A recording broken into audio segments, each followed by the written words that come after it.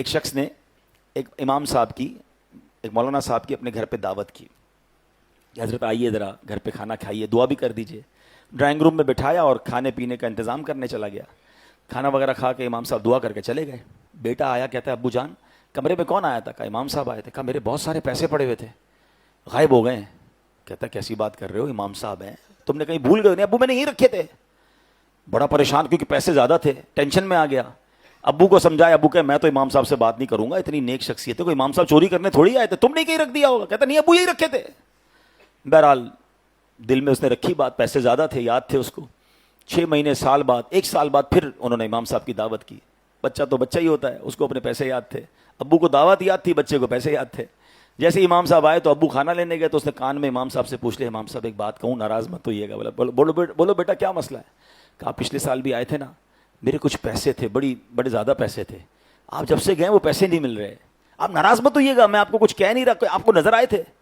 یہ سن کر امام صاحب رونے لگ گئے۔ اتنی دیر میں والد صاحب بھی آ گئے۔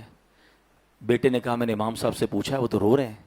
کہا دیکھا میں نے کہا تھا نا تمہیں نہیں کرنا تھا، امام صاحب کو کتنا دکھ ہوا، آپ معاف کر دیں، ہم آپ کو چور نہیں کہہ رہے، بس یہ بچہ تھا اس نے پوچھ لیا۔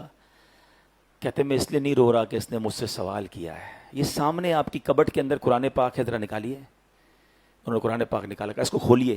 وہ جلدان کے اندر لپٹا ہوا تھا، اس کو کھولا تو سارے پیسے اس کے اندر پڑے تھے۔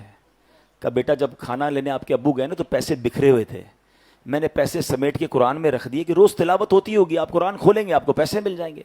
میں رو اس لیے رہا ہوں کہ پورا سال ہو گیا ہے آپ کے گھر میں قرآن نہیں کھولا ہے۔ سچ بتاؤ یہ حال نہیں ہے ہمارا؟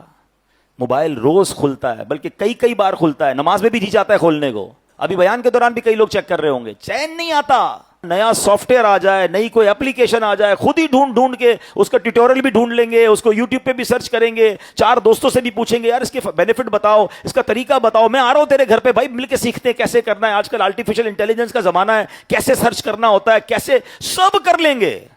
قرآن کے بارے میں یار ابھی تو واقعی مشکل ہے، اب تو کیسے پڑھیں؟ یعنی جس کو نہیں کرنا نا، ایک جملہ یاد کر لیں، امیر علیہ سنت کا بڑا تاریخی جملہ ہے۔